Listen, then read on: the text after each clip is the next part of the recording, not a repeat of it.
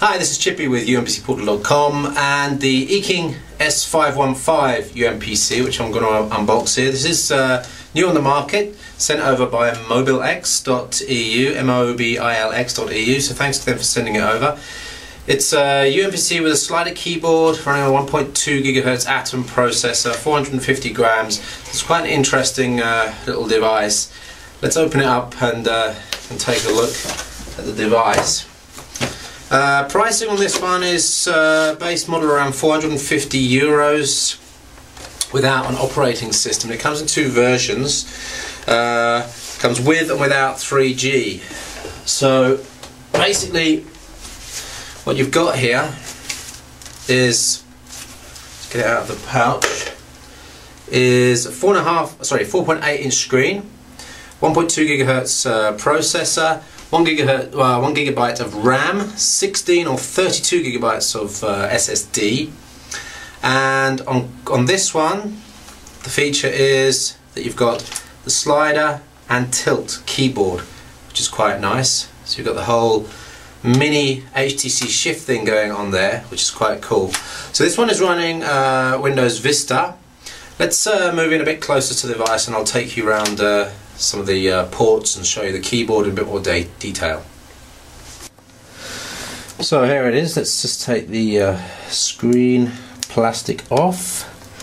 So this is a soft resistive touch screen, WVGA resolution, 4.8 inch in diameter. So go around the front of the device then. On the left hand side here you've got left and right mouse buttons, and the reason you've got that is because on the right side here, this part of the frame is actually a touchpad, a mouse pad, and it's a pretty good one at that. It's actually very responsive and extremely usable. So when you're using the device like this, you have great control over Windows operating system or the mouse, and even in this mode you can still use the mouse pointer and mouse buttons, and also thumb the device as well. So it's pretty well thought out. This company Eking were the guys that bought the Y-Brain i1 design, which was also a very productive, if somewhat ugly, UMPC, but this slider design has tidied it up very nicely. So above the mouse pointers you've got a webcam there. I believe it's 1.3 megapixels, so basic for Skyping.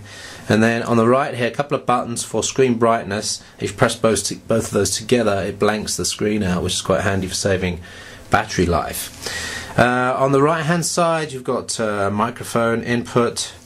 On the top you've got DC in, headset port, so that's headphones and microphone. You've got a switch. I believe this is for switching from internal to external, or clone and extended screen. The docking station connects at the bottom, and then there's power.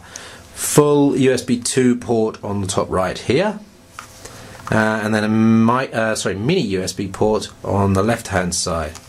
And there's that docking port I mentioned. Now I haven't got the docking station, and I'm not sure if it will actually support a cable rather than the docking station for the VGA output, but that's where it would go.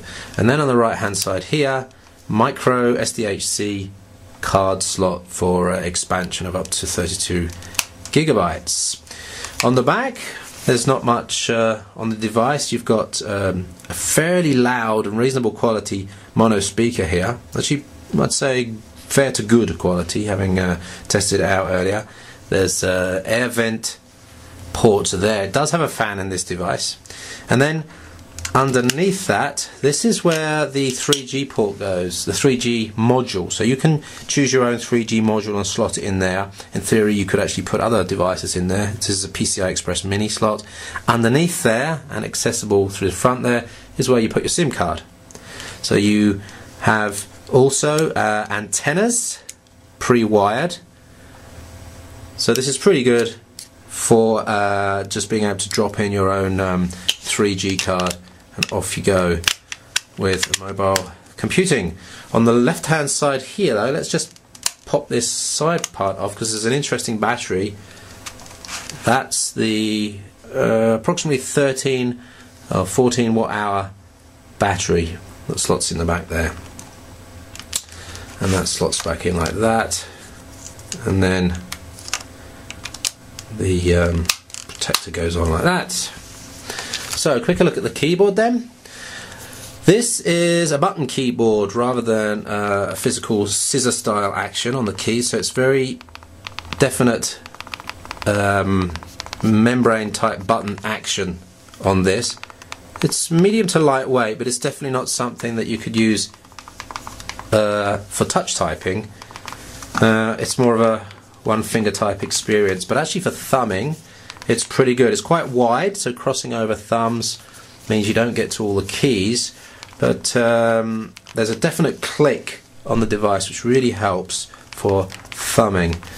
And one thing that's missing is the second shift key. There's one here and not one here, so you'd have to think about sticky shift keys set up on here. And there's no F11 and F12 buttons, which means full screen on Firefox you have to set up using the menu system. You've got access to keyboard backlight. There's a keyboard backlight on this. Switch the Wi-Fi and Bluetooth on and off. They are not independent. Sleep mode and all the usual brightness settings, volume settings. There's a 3G on-off button here, and the usual page up, page down, home and end. So the slider action is fairly loose. This is not a very exciting slider action. It's not one you want to play with all the time, and in fact there's a little bit of looseness in the actual screen on top of that. This is not the best quality, but actually it holds itself at most angles quite nicely. It's not going to fall back, and it's got a rubber feet on it, so although it does push back, I'm putting quite a bit of pressure on that, so you could actually do this type of operation on it. This one's got the 16 gig SSD in it, and it's running Windows 7 Professional on this. Mobilix have built this very quickly for me so I can test it out. There, as far as I know, isn't a Linux distro available for it yet, but there's a couple of options. Mandriva, Ubuntu 9.10, and potentially Jolly Cloud, which is coming up with GMA 500 support soon. So that could be interesting for people to test out. So clearly it's not the thinnest device on the market, and one of the shocking things about it is when you look at this 800 by 480 device, which has processing power, about 50% of the processing power as this would at full power. But look at the difference in size. It's quite amazing. Now, of course, this doesn't have all the USB ports on it. It doesn't have the keyboard on it either, but it has the same screen, and for certain operations, clearly this is going to be a lot better. This is around the 220 gram mark, I think, and this is 450. So, right then, let's. This is a preview version of Windows 7 unactivated. So there's that mouse pointer I was telling you about.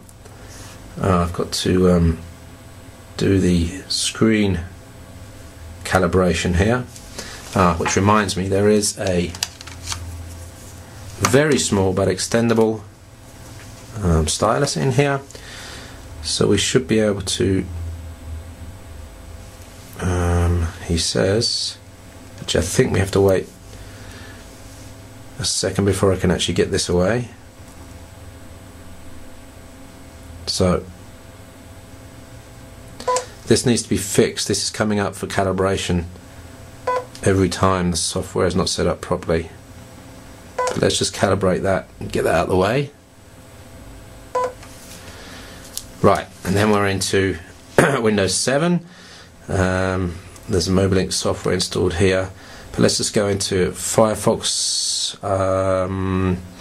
Actually, I need to switch the Wi-Fi on, so let's switch the Wi-Fi on through that. You'll see the light comes on here to show me the Wi-Fi is working. There's a disk activity indicator, on-off light, and battery operation light as well.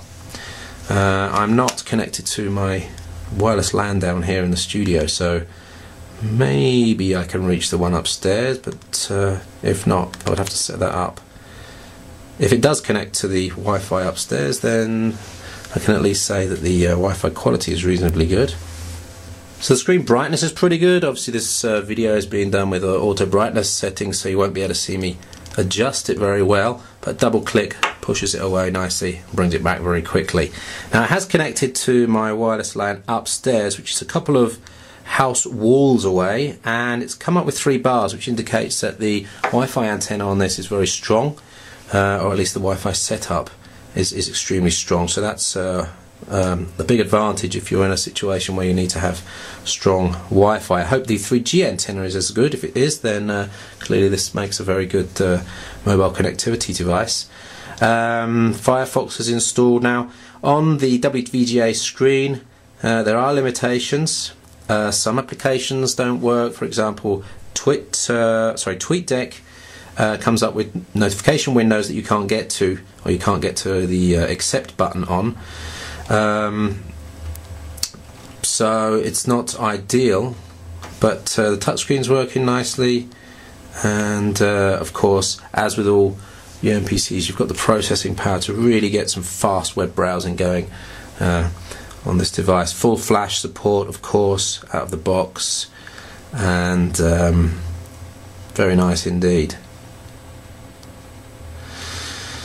So I'll be doing some more testing on this over the coming weeks. It's going to be tough to side by side it with something like the Arcos 5 internet tablet and to really pick out the advantages, because it's a lot thicker, a lot heavier. Now there is processing power. Of course, you've got all the driver support for USB, so if you want to plug in any webcams or your terabyte USB drive, no problem, that will work.